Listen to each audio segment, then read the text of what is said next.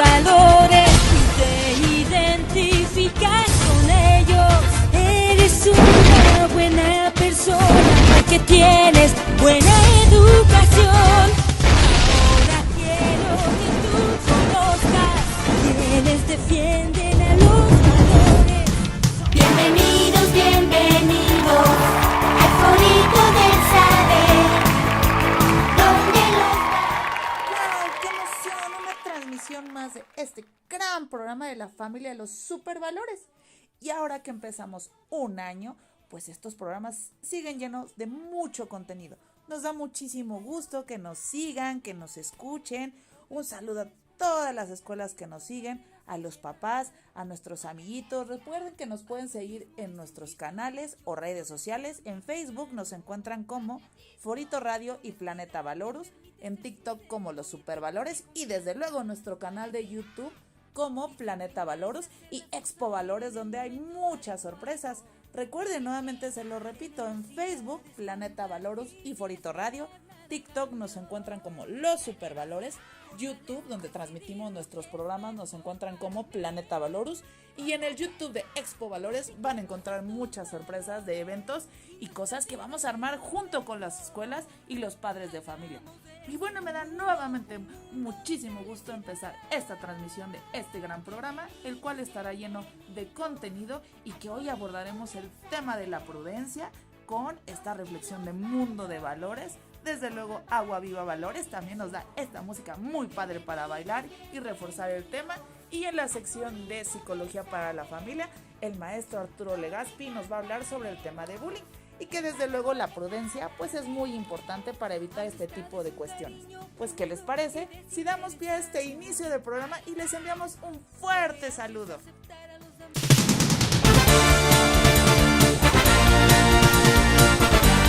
Hola, hola, ¿qué tal? ¿Cómo estamos? Muy buenas tardes a todas y todos. Me da muchísimo gusto tenerlos nuevamente hoy en este espacio, familia querida. Hoy vamos a continuar hablando de diversos temas que son importantes para el desarrollo mental y emocional de toda nuestra familia y que nosotros queremos cuidar como padres o madres proveedores de nuestro hogar, ¿de acuerdo? Entonces, hoy vamos a hablar de elementos que son particularmente interesantes para la parte escolar y que de ahí lo vamos a poder llevar también a elementos familiares. Hoy vamos a hablar de un tema súper sonado, súper común y que desafortunadamente sigue siendo o estando en boca de todos, que es la parte del bullying o el llamado acoso u hostigamiento escolar. Ok, es importante que identifiquemos qué es el bullying, qué características tiene, qué elementos lo hacen común, para después que hablemos un poquito de los elementos que lo hacen partícipe y cómo podemos hacer incluso acciones para prevenirlo y atenderlo de forma efectiva en nuestras escuelas, con nuestros hijos y desde nuestros hogares, ¿de acuerdo? Entonces, para que lo tengamos mucho, muy claro, ¿no? Y quiero que todos en familia lo sepan, papás, mamás, hijos, hijas, todos incluidos, ¿no? El bullying tiene que ver con cualquier actitud o forma de ser que es violento, que es con intención y que es muy repetido, que ocurre muchas veces y que aparentemente no tiene una motivación, es decir, que no tiene un propósito más allá del de molestar a otra persona. Casi siempre lo podemos ver en niños que son niños y niñas que son estudiantes, ¿de acuerdo? Estudiantes entre estudiantes. Realmente lo podemos ver en otros contextos, vamos a hablar más adelante de esa parte. Entonces, al final ya hablamos de algo que es sistemático. ¿Qué quiere decir esto? Que es algo que se repite a lo largo del tiempo y que empieza a afectar varias áreas de nuestra vida. Es decir, empieza desde un punto y de ahí empieza a escalar dentro de la escuela en muchos elementos y de ahí eso también tiene un impacto de regreso en mi vida social, familiar, etcétera. ¿De acuerdo? El autor original del concepto de bullying fue Dan Olweus, que fue un psicólogo sueco-noruego. Seguramente estoy destruyendo el apellido de la pronunciación, pero bueno, Olweus.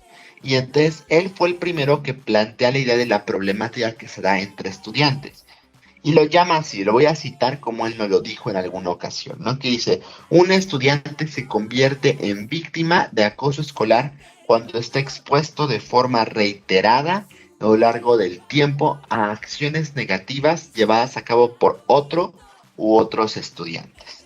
Entonces ahí lo que estamos entendiendo es de que es a través de gente que son pares, personas que están al mismo nivel jerárquico social en una comunidad determinada están influyendo poder a otra persona a través de amenazas, de insultos, de agresiones, y la intención es tener a esta persona dominada, amedrentada, amenazada, ¿ok? Y que sepa que yo puedo dominarle. ¿Por qué? Porque puedo, por nada más. Esa es la única razón por la que aparentemente el bully, el acosador, ejecuta esto, ¿de acuerdo? Entonces, ¿cuáles son los efectos típicos? Ahorita vamos a hablar de los efectos que tiene en la víctima. Ahora es importante que entendamos esto. El autor de este concepto, de hecho, no nos dio el concepto de bullying, él nos dio el concepto de mobbing. Mobbing actualmente es el mismo concepto, es la idea de que a un par ejerce violencia sobre alguien que está a su mismo nivel, pero lo utilizamos más en la parte laboral. Es decir, si yo, papá o mamá, incluso donde yo trabajo, siento que estoy sujeto a este mismo tipo de circunstancias, aun como cuando los hijos estuvieron o llegan a estar en la escuela, esto es una forma de bullying que se conoce como mobbing en la actualidad y que se da en áreas de trabajo. Ya al día de hoy se hace esa diferencia, bullying es escolar, mobbing es la parte laboral. Cuando Dan Olweus sacó este concepto, él se refería a mobbing para en general la idea de estudiantes y empleados por igual. ¿De acuerdo? Eso es importante que lo tengamos súper en cuenta porque hay gente que luego lo usa el término indiscriminadamente. ¿Qué tipos de bullying podemos vivir y que van a generar efectos desagradables y pues completamente desfavorables en los menores? Existen 4 categorías principales. Vamos a hablar de los primeros ahorita. Hablamos del bullying físico, el bullying verbal, el bullying psicológico y el bullying social. Quiero que entiendan esto en casa, por favor, familia. Se los voy a describir como en cada categoría, pero en la vida real todas estas 4 categorías van juntas de la mano, ¿de acuerdo? Suceden simultáneamente. Tenemos el bullying físico que se puede dividir también en 2 tipos, directo e indirecto. El directo, por ejemplo, son agresiones basadas en patadas, en empujones, en golpes, con o sin objetos, porque a veces puedes pegarle a alguien y que a veces también pueden incluir acoso sexual entre menores y de verdad es muy común. El acoso, el bullying físico indirecto es aquel que se refiere a los daños a la propiedad de la víctima, que si le rompo la mochila, que si le echo basura en la mochila, que si le destruyo su ropa, que si le escondo la tarea, que si le eso. Eso es el bullying que es indirecto, el bullying físico, ¿de acuerdo? ¿Qué genera esto? Genera un daño a nivel material o físico. Es decir, la persona pierde objetos, tiene pertenencias lastimadas, dañadas, maltratadas, o también su cuerpo a nivel físico puede ser lesionado. ¿De acuerdo? Estos son los daños que la persona, la víctima, recibe. El bullying verbal, por otro lado, es la manifestación a través de la cual una persona es apodada, es insultada, se le ponen rumores o chismes de algún tipo, es ofendida o llamada a través de palabras muy ofensas, ofensivas, muy obscenas incluso, o que también puede ser humillado públicamente. ¿De acuerdo? Esto es algo muy común y casi siempre viene de la mano con la parte física. ¿Ok? ¿Qué daño genera esto? Genera un daño en el autoestima de nuestras personas, de nuestros pequeños y pequeñas. Esto es que nos hace sentir menos, poco merecedores y poco capaces del mundo que los rodea, poca cosa. No queremos que eso suceda porque al final del día todo menor es importante por ser quien es. ¿De acuerdo? Junto con el físico y el verbal existe el bullying o el acoso psicológico, que es justamente dentro de esta parte verbal se incluyen amenazas, se incluyen chantajes, se le hace un ejercicio de poder al otro menor donde el que es bully lo termina insultando, lo termina amenazando, le dice que va a sufrir, ¿ok? O incluso lo amedrenta para obtener alguna ganancia. Les pueden quitar el dinero, les pueden esconder el lunch, les pueden decir que no pueden hablar con alguien, que se alejen del grupo, ¿ok? Y que la persona, la víctima, no puede hacer su voluntad, tiene que hacer la voluntad de su bully, de su acosador. Eso es por eso que es psicológico. Al final del día, el daño que esto genera es daño emocional y cognitivo. La persona empieza poco a poco a sentirse menos, a sentirse violentado, abrumado en un mundo que constantemente le está atacando y Y eso también implica que empieza a ver el mundo diferente. Lo que decíamos en la autoestima, soy poca cosa, no me siento bien. Aquí empieza a darse cuenta que el mundo, todo el mundo le va a hacer daño, que la gente es mala, que no puede contar con nadie. Y entonces empieza a deprimirse o a sentirse afectado con mayor facilidad. Finalmente, el bullying social justamente es la conclusión de los otros tres, que es esta parte de que la persona es excluida y aislada progresivamente de otros vínculos, ¿no? Empieza un pequeño grupito y otros niños se empiezan a unir a esta idea del bullying, cada vez se le empieza a convertir más, y perdón que lo diga así, pero el niño resulta, el niño que es bulleado, el que es la víctima, se convierte en él o la apestado o apestada, ¿ok? Y entonces se empieza a dar cuenta de cada vez es más veces ignorado, su presencia es menos tomada en cuenta y deja de ser parte de la comunidad, se vuelve una paria en la comunidad escolar en este caso, no cuenta con apoyo de nadie, no cuenta con una red emocional, que haya amigos con los que conviva y entonces al final esto le impide aprender a socializar de forma efectiva, impide que pueda adaptarse a un mundo que claramente lo está agrediendo. Es por eso que es bastante problemático esta postura y que nosotros no queremos que se replique, ¿de acuerdo?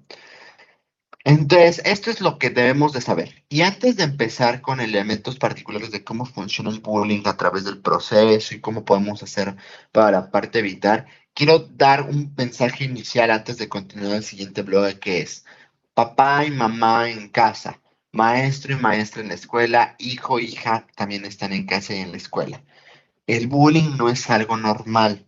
Es muy común escuchar personas que digan, ay, en mis épocas nos aguantábamos, ay, en mis épocas no hacíamos eso, o en mis épocas no llorábamos, ahora todo el mundo llora de eso. No, no es natural. Sí, es cierto, en las épocas de antaño, nuestros padres o nuestros abuelos no tuvieron que afrontar, o más bien, afrontaron esto de otra forma diferente. Sin embargo, eso no quiere decir que estuviera bien. No quiere decir que fuera algo normativo, algo esperado, algo adecuado. La violencia en ninguna de sus formas es aceptable. Si antes teníamos o el mundo nos obligaba a adaptarnos a la mala, no debió de haber sido. Lamento mucho que sucediera. Sin embargo, eso nos hace todavía más responsables como adultos ahora de que tengamos que crear condiciones favorables de respeto y de no violencia con nuestros hijos, para que no aprendan a replicar esos patrones. Como adultos, como adultas, es nuestra labor no replicar eso, enseñarlo diferente. Entonces, yo les pido por favor que si ustedes saben que cuando niños o niñas lo hicieron o lo afrontaron diferente, es un logro para ustedes y no quiere decir que es menos merecedor su hijo o su hija de un ambiente que le proteja y que le permita desarrollarse de forma efectiva. No es que sea generación de cristal, eso no existe, no es que sean más débiles, no es que todo les ofenda, es que la violencia, en cualquiera de sus formas, es dañina. ¿De acuerdo?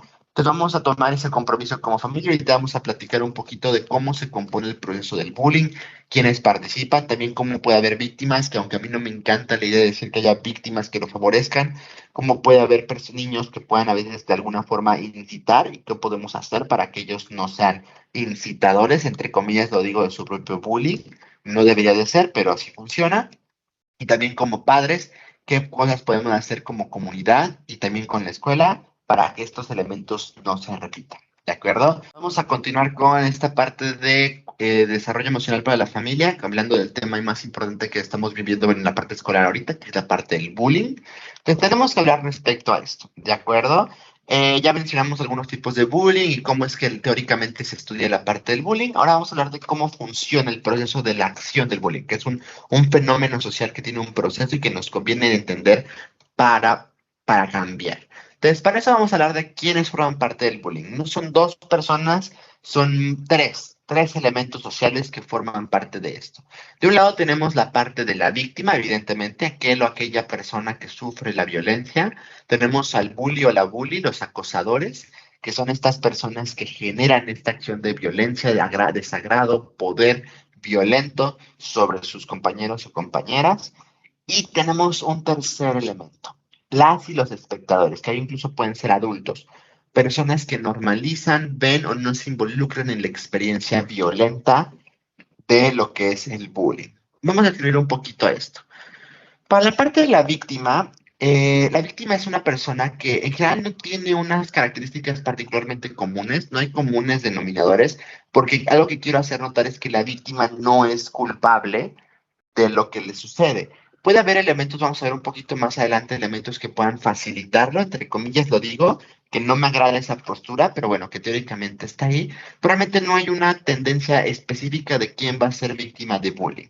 Sí existen elementos o factores que socialmente, no que la persona, no son intrínsecos propios de la persona, sino que socialmente son motivados, que es que el niño o la niña pueda sufrir alguna discapacidad física o psíquica o intelectual adquirida o de nacimiento, que esto puede favorecer que otros niños quieran agarrarlo de bajada, que quieran molestarlo. También tener algún trastorno del aprendizaje, como por ejemplo trastorno de déficit de atención o dislexia, que hace que los niños tengan dificultades para relacionarse desde la parte del lenguaje o poder sumar o restar o comunicarse. Y entonces eso va a hacer que otros niños les dé risa y que quieran molestarlo o que lo agarren de bajada, como diríamos, ¿no? Desafortunadamente también cuando un niño sufre o ha sufrido bullying en otra escuela o en su pasado dentro de la misma escuela, es muy probable que esta tendencia se mantenga, es muy probable que no sea motivada a ser respetado o a ser cambiado. Entonces tenemos que tener mucho cuidado con estos elementos porque puede suceder que a veces no necesariamente los menores son validados, son cuidados, son respetados. Entonces, queremos tener esos elementos, ¿no? Y desafortunadamente también otro elemento clave es la parte de pertenecer a un grupo étnico, un grupo religioso, cultural o incluso de orientación y diversidad de género o sexual, que puede ser algo que también con base en el desconocimiento, que otros niños lo decidan molestarlo por eso. Y en general, las víctimas, de acuerdo con Oleus, lo podemos dividir por pasivas o provocadoras. A mí particularmente no me encanta esta clasificación, pero es importante identificarlo, ¿no? Una víctima pasiva o sumisa es alguien que tiende a ser, puede ser ansioso, puede ser inseguro, muy cauto, muy cuidadoso, cuidadosa de sus acciones, en general sensibles, particularmente los niños más sensibles, los varones, pero todos los menores que sean sensibles, gente que es más tranquila o que pueden tener baja autoestima ya sea por elementos escolares o incluso familiares, y que se están colando a la parte escolar, y que eso los hace una presa fácil del bullying, ¿no?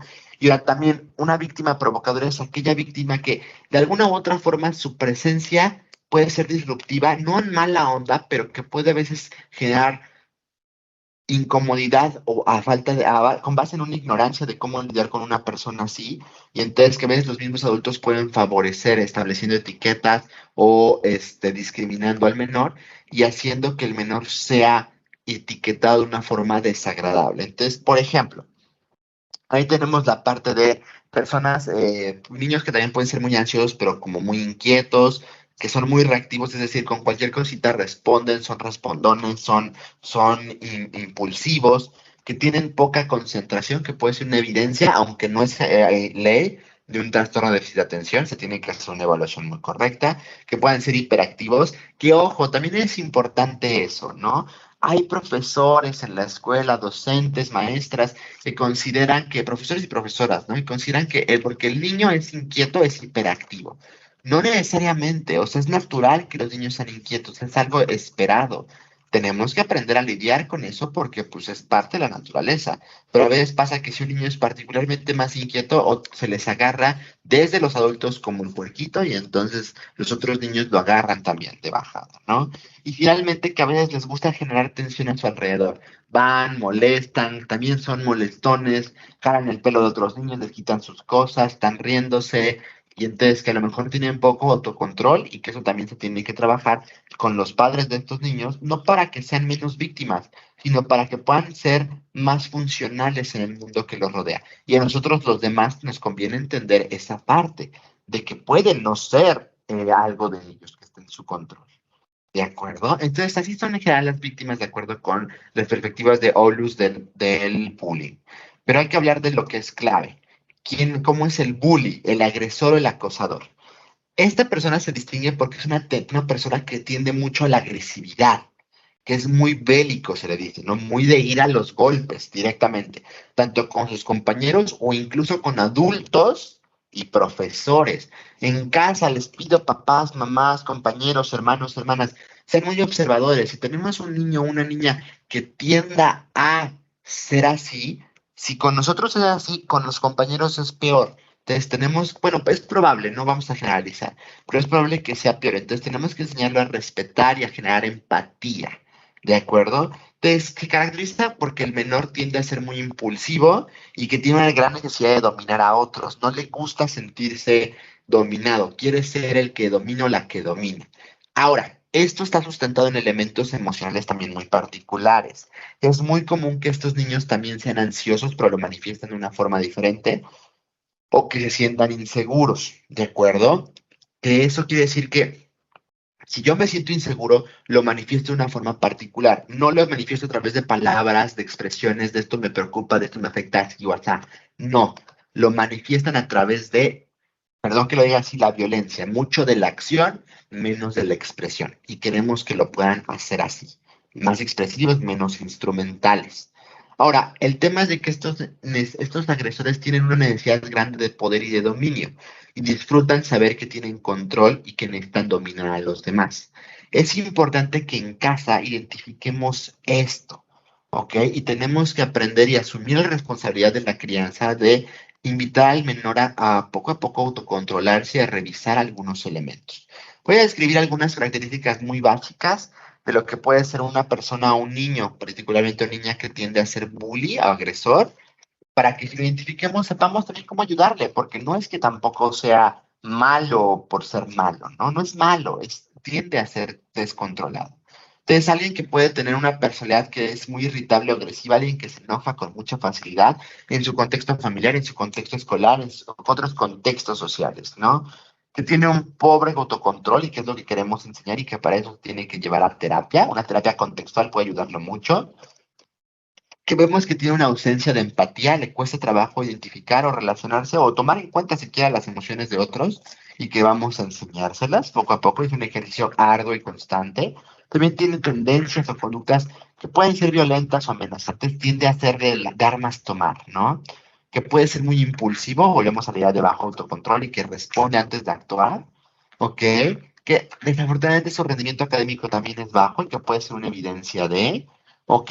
Que vamos a tener reportes de los profesores que su comportamiento en el aula es alguien que responde con acciones fuera de tono, que hace bromas fuera del lugar, incluso puede tener actitudes pues muy desafiantes con adultos, con compañeros, con directivos, con otros papás, ¿de acuerdo? Es importante también que entendamos que, a ver, esto quiero que lo tengan clarísimo. Hay quienes dicen que el niño que es bully, que es agresor, es porque es hijo del divorcio. No, no necesariamente, no es eso. Hablamos de que si un niño tiene una familia desestructurada, podemos estar todos bajo el mismo techo y podemos ser felizmente casados, pero una familia desestructurada es una familia en la que no se tienen claros los límites, los roles, los permisos, los niveles de comunicación, etcétera. Entonces, una familia desestructurada es una familia en la que probablemente haya formas de violencia de uno u otro padre en general a los hijos o entre ellos, o que en general pueda tener experiencias violentas y muy complejas con otras personas a su alrededor. Entonces, no es solo que la familia no esté junta, en eso no es una familia desestructurada. Una familia desestructurada es una familia que, aunque esté junta, todo es un desorden, ¿de acuerdo? También es un niño que físicamente, o una niña que físicamente puede ser más fuerte, más grande que sus compañeros y que no es que no sepa medir la fuerza, sino que sabe que es una herramienta que tiene a su favor y que en general asume un control de líder en los grupos, pero que lo hace a través de la amenaza y que lo que hace es buscar ese reconocimiento de que es el que más puede, porque si no nos va a ir como en feria. ¿De acuerdo? Entonces, papás, mamás en casa, profesores, no tengamos miedo de que nos digan que nuestro hijo tiene una tendencia a comportarse como agresor o como bully. Mejor asumamos esa responsabilidad de generar cambio, de ayudarlo a llevarlo a la parte psicoterapéutica, a enseñarlo a conectar con las emociones, a agendar castigos cuando sea necesario, para que aprenda que esa conducta no es adecuada. ¿De acuerdo? Ahora, vamos con los terceros participantes de este proceso. vamos a mencionar rápidamente. Son todas estas personas que son los espectadores. También los agresores pasivos se les llama. Son niños y adultos que si no son partícipes y son cómplices porque se quedan callados o lo normalizan. Es muy común que en casa decimos, si no te están haciendo nada a ti, no te metas. Eso no está bien. Socialmente estamos enseñando a nuestros hijos que si no te toca, no te tocó. Y no, debemos de enseñarnos al hecho de si vemos algo que no está bien, a lo mejor tú no puedes hacer algo al respecto, pero tienes que, directamente, pero tienes que favorecer que las cosas se solucionen de alguna forma. Toma esa responsabilidad social. Entonces, normalmente los espectadores de alguna manera se vuelven copartícipes porque, y les digo, incluso ahí entran adultos y tenemos que tener mucho cuidado, papás, mamás, maestros, maestras, que se den cuenta de eso porque están reforzando de forma indirecta eso. ¿Al qué? Al mantener el prejuicio de que el niño es molestado por algo, de que mi compañero merece ser molestado, de que no evitamos la parte del aislamiento y la segregación de la víctima, sino que la reforzamos, porque si yo me junto me van a molestar también. No, si tú te juntas es más probable que puedan evitar ser molestados, ¿de acuerdo? O molestadas. Entonces, demos esa oportunidad y promovamos la idea de ser, no ser espectadores, sino más bien ser agentes de cambio. Muy bien, familia. Entonces, vamos a retomar estos elementos de bullying. Ya vimos cómo es que funciona el bullying, qué tipos de bullying hay, quiénes son los participantes. Pero vamos a trabajar un poquito en cómo tenemos que resolver la parte del bullying. Les mencionaba en la parte anterior que es importante que asumamos esa responsabilidad. Y eso lo digo para todos los participantes. Y todos me refiero a todos. Lo que se recomienda es que tengamos un modelo ecológico. ¿Qué quiere decir eso? Que abarquemos y afrontemos el problema a través de muchas variables, ¿de acuerdo? Esto quiere decir que no es desde un punto, no es solo desde el bully, no es solo desde los espectadores, no es solo desde la víctima. Desafortunadamente hay muchas escuelas y muchos padres y muchos contextos donde se le dice al niño de defiéndete, ¿no? Este terrible dicho que dice, ¿no? Del valiente vive hasta que el cobarde quiere. No, no funciona así. La víctima, desafortunadamente, una relación de poder inestable es alguien que no tiene ese poder. Y lo que queremos nosotros es rebalancear eso. Por eso es un modelo ecológico. Se tiende todo a nivel ecosistema. Entonces, ¿cómo va a ser? Debe de ser desde el primero, tenemos que tomar en cuenta siempre, y por eso esta parte de nuestras secciones se llama la parte de psicología y salud mental para la familia, porque es necesario que tengamos claridad en cómo vamos a hacer esto, ¿no? Tenemos que darnos cuenta si mi hijo o hija es invariablemente bulleado o espectador, ¿ok? Y según esto voy a tomar acciones particulares. Entonces, es necesario que tengamos en cuenta esto, ¿no? Entonces, primero que nada, es súper importante que tengamos claridad de que si mi hijo es víctima, lo que me compete a mí como adulto es ayudarlo, ayudarla, ayudarle. ¿En qué sentido es? Voy a reforzar que cualquier cosa que le pase me la puede decir, ¿ok? Que no va a sentirse humillado, que no es algo malo, que no es culpa, que prefiero que me lo diga y yo le voy a apoyar con toda confianza. Pasa que luego los niños que son bulliados, perdón, que son víctimas, sienten que si le dicen a la familia, van a ser más regañados y por qué no te defendiste así, no. Con toda confianza. Y la idea es que los padres, y particularmente los padres varones, no digan así de, ¿y le pegaste? ¿Y se le regresaste? No, sino que más bien es, ok, vamos poco a poco, no te preocupes, vamos a buscar soluciones. ¿Cómo te puedo ayudar? ¿Qué alternativas has intentado? ¿Qué alternativas puedo intentar yo como adulto? ¿De acuerdo? Si nuestro hijo o hija es el agresor, en este caso, nosotros tenemos que empezar a hacer un análisis completo desde la parte escolar y familiar. Tenemos que identificar si desde la parte familiar hay dificultades o problemas. Y esto es necesario que nos demos cuenta. Papá, mamá en casa. Si mi hijo es agresor, es importantísimo que yo tenga en cuenta que no estamos haciendo bien en casa. Y ahí sí no quiero generalizar, pero es algo muy probable que desde casa haya una dificultad. Tus hermanos lo molestan, yo no he estado demasiado atento o atenta, hay problemas entre mi pareja y yo, no pasamos tiempo con él, ¿qué es lo que sucede? Son algunas de las muchas causas que pueden suceder, ¿ok? También tenemos que darnos cuenta quiénes son sus amigos, porque a veces puede ser que mi agresor no es el instigador inicial. ¿Qué otros niños con los que se está juntando están pudiendo enseñarle alguna conducta que pudiera ser particular? Eso lo vemos en la escuela o en otros contextos sociales. También fijarnos específicamente e incluso quiénes son sus víctimas. A veces desafortunadamente existe esta idea de no necesariamente niños molestan a niños y niñas molestan a niñas. A veces niños a niñas y niñas a niños o niñas en general, ¿no? Entonces, ¿cómo tenemos que manejar esa circunstancia? Tenemos que ser muy cuidadosos y empezar a indagar si hay un patrón en la víctima de mi menor, si hay alguien particular a quien está agarrando y por qué se lo está yendo en ese sentido. Y creo que en algunos casos a veces es no defender, y es algo importante. Yo sé que como padres quieren defender a sus hijos invariablemente, hagan lo que hagan y sí merecen su amor y no es dejarlos de querer, pero a veces el defenderlos no es una muestra de afecto. A veces el defenderlos es una forma de maximizar el problema y motivarlos a que continúen en esta parte. Nosotros lo que queremos es asumir el hecho de no estar haciendo algo bien y porque quiero que tú estés bien, yo no te voy a permitir que sigas haciendo esto y no me voy a enterar de esto y vas a controlarte más.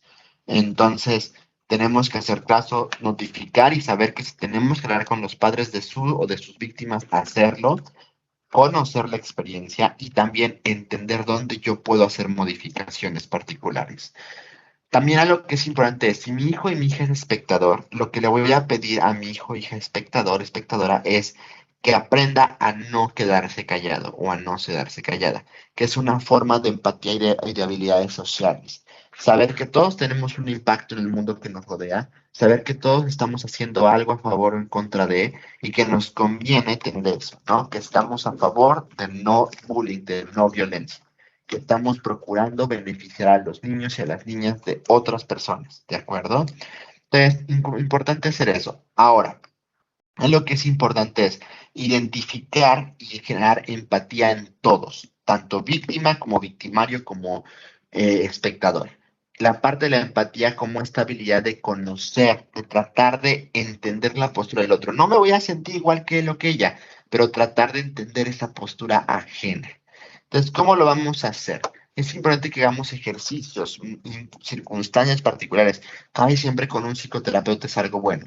Con un psicoterapeuta, con el caso del bully, particularmente mis sugerencias que asistan, como lo mencioné en el bloque anterior, a un proceso de psicoterapia contextual. Un terapeuta contextual o una terapeuta contextual le ayudará a su hijo o hija a controlar impulsos, a manejar emociones, a saber cómo hacer estos elementos mejor y más funcionales para no ser el victimario, ¿de acuerdo? Para ser más efectivo con las cosas que haga y que decida ejecutar. ¿Ok? Finalmente, el mensaje que también quiero aumentar es la idea de que justamente la escuela también es un elemento clave, pero no es el único elemento. Tenemos la idea de que como padres la escuela nos tiene que resolver y no necesariamente.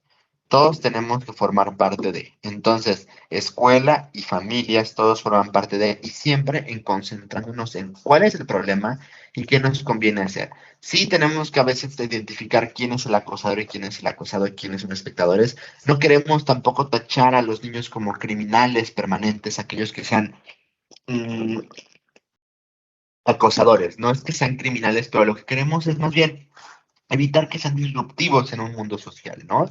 Y que puedan aprender a socializar, a que puedan vincularse, y que también es eso, porque a veces pasa de, no queremos obligarlos a que sean amigos, no se trata de eso, se trata de enseñar a los menores a que sean más fácil de adaptarse, ¿ok? Entonces vamos a tomar estas consideraciones, las invito a que tengan eso en cuenta, que abiertamente lo platiquen con sus amigos y sus amigas y chequen todo eso, ¿eh? ¿De acuerdo? Y con sus compañeros y con sus niños y con la escuela misma. Ahora, algo que quería retomar al final era esta parte de qué sucede en la parte y que también tiene que ver con el desarrollo escolar y familiar, y digo, la salud mental y familiar de todos, ¿no? Que es, ¿qué pasa si en mi trabajo particularmente estoy viviendo esto? Papá, mamá, si en mi trabajo yo siento que soy víctima del bullying laboral, es decir, mobbing, tampoco es justo que yo lo viva, ¿ok? No es merecedor y no porque yo tenga un trabajo o porque tenga obligaciones financieras, tengo que aguantarme. Yo, mi sugerencia, y se los digo abiertamente, es, como adultos sí tenemos esta facultad de desafiar, que a veces los niños no la tienen porque son muy chicos.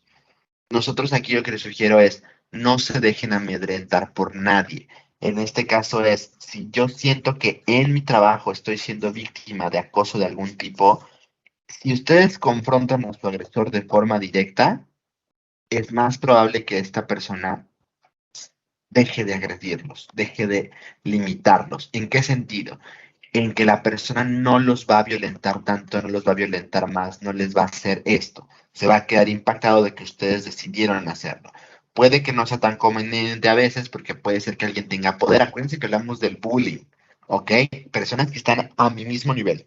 Si hablamos de alguien que está arriba, es decir, y esto pasa a otros adultos que molesten a mis hijos o un jefe o alguien que esté arriba de mí que me esté amedrentando, hay otras alternativas. Hay las sugerencias buscar a una tercera persona, hacer una denuncia, etcétera, etcétera, ¿de acuerdo? En el caso de la parte laboral, se puede hacer una denuncia tanto en la Comisión Nacional de Derechos Humanos como, según yo, también en las Secretarías de Conciliación y Arbitraje y hay otras dependencias, ¿no? En la parte también de incluso en la parte interna de nuestra oficina, sin embargo, acuérdense que nada está por encima de la ley, ¿no?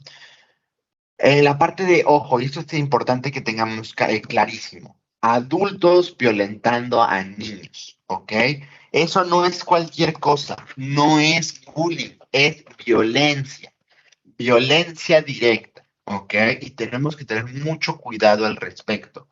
Hay casos particulares donde incluso los docentes dicen, es que el niño empezó y el niño hizo esto y el niño hizo aquello, o los otros adultos, ¿no? El niño empieza y me responde y entonces yo tuve que hacerlo. No, no señor, no señora, no. No papá, no mamá. El adulto siempre va a tener poder sobre el menor. ¿Cómo lo ejerce? Puede o no ser violento. Tenemos una decisión. Si yo digo que el niño me orilló a violentarlo, esa es una falacia, eso no pasa, es imposible, ¿de acuerdo? Entonces, esto lo digo por circunstancias particulares, pero es necesario que lo tengamos muy en cuenta. Si yo me entero que mi hijo o mi hija ya no solo es violentado por sus compañeros, sino hay algún adulto, no solo que lo facilite, lo provea o que sea partícipe de esto, tengo todas las de la ley para atacar, ¿ok? Tengo todas las de la ley para defenderme y no es justo, no es válido. Ningún niño que sea víctima de un adulto es agente causante de esta violencia, ¿de acuerdo? Entonces, en caso de que haya adultos y padres que sepan de esto, con toda naturalidad, denuncien, denuncien, denuncien, no es justo, no es válido y defiendan a sus alumnos, a sus escuelas, a sus pajos, a sus educandos, a lo que ustedes gusten, ¿de acuerdo? Pues muy bien. Terminando con ese mensaje que es importante, me retiro yo el día de hoy. Me da mucho gusto tenerlos en este espacio nuevamente. Con toda confianza, si están interesados en Ciudad de México, tomar algún proceso terapéutico, tengo mi espacio presencial aquí en la Colonia Roma. Con toda confianza, contáctenme a través de mis redes sociales, Psicoterapia y Salud Mental, Legaspi Zamora, Legaspi con Z, Zamora también, o a través de mi WhatsApp, 55 41 36 77 68. Mi WhatsApp empresarial, lo repito de nuevo, 55 41 36 77 68. Nos estaremos viendo la siguiente semana. Por favor, suscríbanse, denle like a la campanita y compartan para que esta información siga llegando a más escuelas y a más familias y que podamos crear un mundo con mayor psicología y salud mental para la familia. Les deseo un excelente fin de semana. Estamos en comunicación y nos vemos. Hasta luego.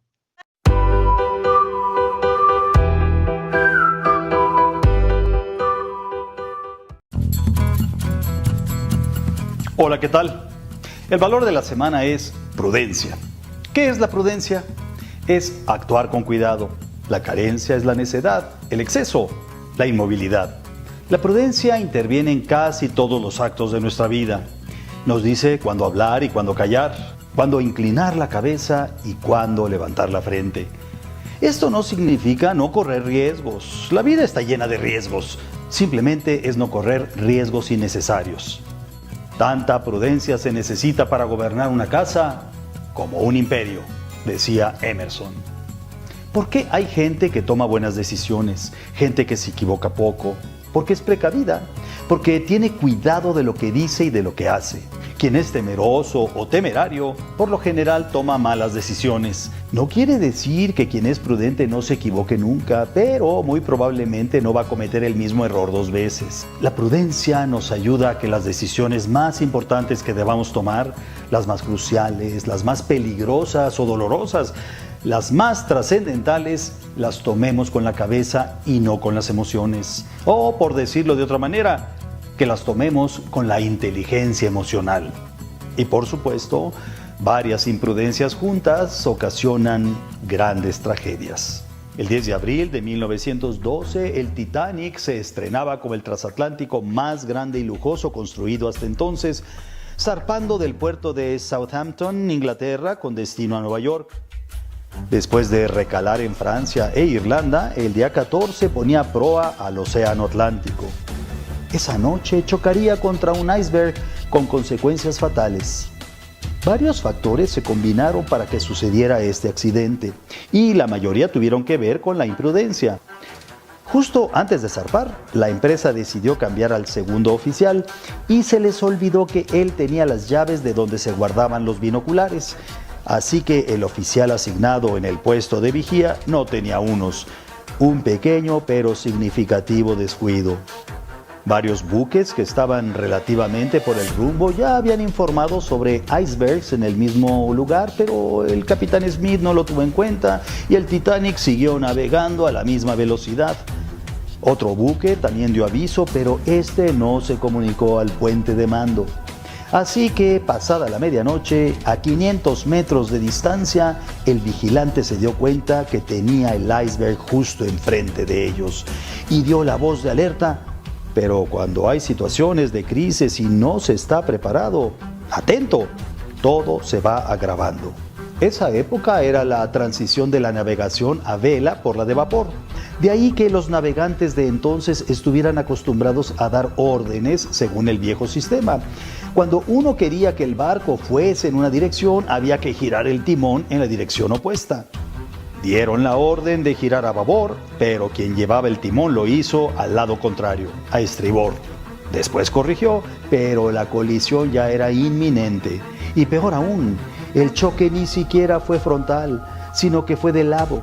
No muy fuerte, pero el golpe fue en la quilla, que era justamente el talón de Aquiles del Titanic. Así que se botaron todos los remaches y se empezó a inundar el barco. Por si fuera poco, las circunstancias meteorológicas y climáticas también jugaron un papel muy importante. Era una noche tranquila y sin luna, es decir, oscuridad total. El capitán no le dio la importancia debida al choque en la falsa creencia de que el buque era insumergible y todavía se esperó media hora para tomar cartas en el asunto. Cuando se dieron cuenta, empezaron a lanzar diversas señales de socorro que o no fueron bien emitidas o fueron ignoradas por las otras embarcaciones. Otra situación que nos habla de la falta de prudencia y que viene del origen, desde la construcción del barco, es que contaba solamente con 20 botes salvavidas para salvar en un momento de emergencia a un total de 1.178 personas contra las 2.227 que había en el buque. Y como no hicieron mucho ruido para no alertar a la gente, cuando les dijeron que se subieran a los botes salvavidas, casi nadie quiso hacerlo. Por lo tanto, las primeras embarcaciones que salieron lo hicieron con la mitad o hasta menos de la gente que cabía. Además, la tripulación nunca había sido entrenada para enfrentarse a situaciones como esta. Como resultado, la evacuación de los pasajeros estuvo mal organizada y 1.517 personas perdieron la vida. Es sabio arrepentirnos de algo incorrecto que hicimos o dijimos, pero seguramente si somos prudentes no tendremos necesidad de hacerlo, ya que quien es prudente analiza bien las cosas antes de actuar. Nunca tomemos una decisión sin antes pensar en las consecuencias que pueden tener nuestros dichos y hechos. No podrá ser una buena decisión la que tomemos estando enojados, angustiados, apasionados, deprimidos o incluso entusiasmados. Así que esta semana busquemos 10 situaciones, personas o actitudes en las que debamos ser prudentes. Y así estaremos todos construyendo un mundo de valores.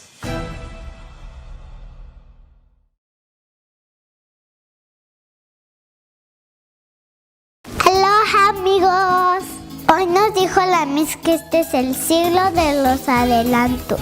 Entonces yo le dije, Miss, si este es el siglo de los adelantos, ¿nos puede adelantar las vacaciones.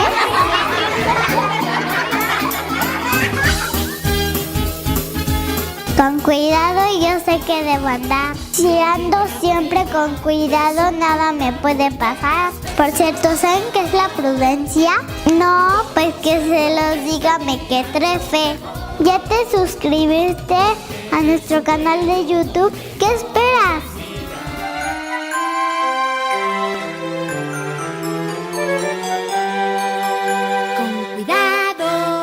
Con cuidado, yo sé que sí debo andar, si ando siempre con cuidado, nada me puede pasar.